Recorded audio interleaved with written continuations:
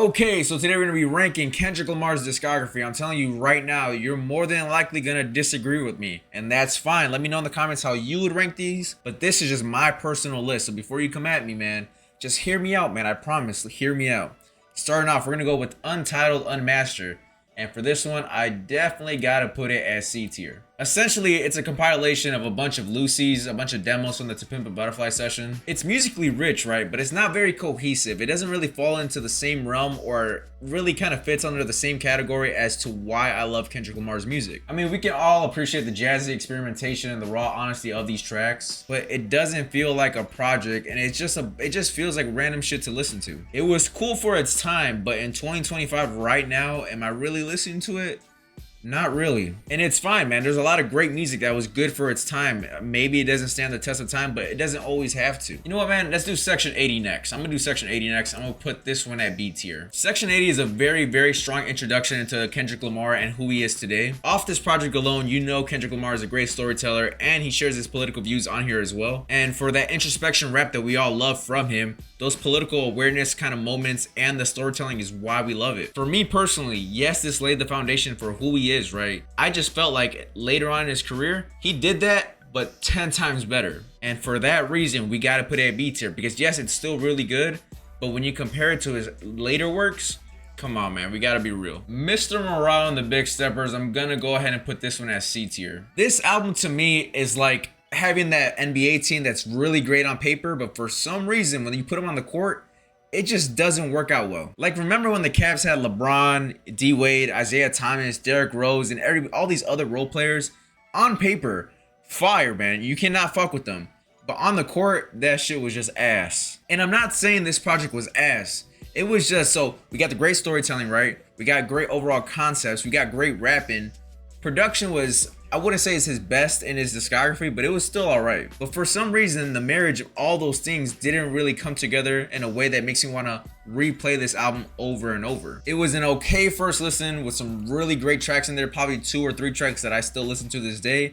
But as an overall album, I'm not really going back to it or really rushing to check into it again. It's one of his most introspective albums to this date, I believe, but at the same time, man, it's like I really have to be in the mood, or I have to really be going through some shit to want to listen to this, and life is good for me right now. Next up, let's do Good Kid, M.A.A.d City, and this one I definitely got to put it S tier. I can't even deny it. Now, Good Kid, M.A.A.d City is everything Kendrick is great at times 100, and the most important thing is the replay value is through the roof. I mean, from every element of this album, it's perfect. From the song transitions, the sequencing, the songs themselves, the beats that he picked, his narratives within the tracks are just fucking beautiful. I have to repeat myself, man. It's the perfect balance between concept, storytelling, production, and replayability. I don't honestly know if there's a better album in his discography than this one, at least when it comes to the general public. Let's say one of your friends never heard Kendrick Lamar in his entire life.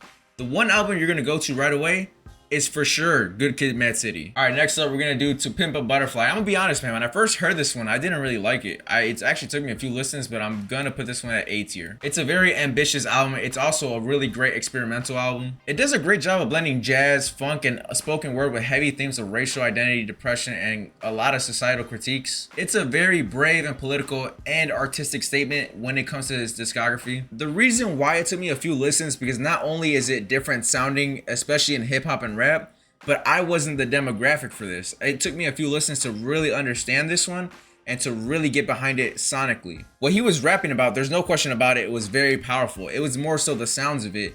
But once I got my ear adjusted to it, it is a phenomenal album. I'm not gonna do the Black Panther album because I feel like that was more of a collab album rather than an album that I put to his discography. So we got Damn, and this one, I know a lot of people put it at the bottom of the list because it's very mainstream, but some of my own personal favorite Kendrick Lamar tracks are on this album.